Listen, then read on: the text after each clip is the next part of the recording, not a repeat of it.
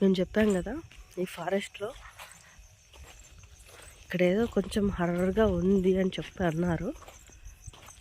నేనైతే డిస్కవర్ చేసుకుంటూ పోతున్నా, చూద్దాం ఏమన్నా కనిపిస్తుందా ఏమన్నా అనిపిస్తే.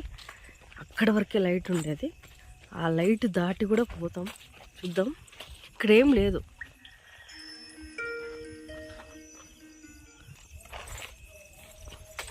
చూద్దాం.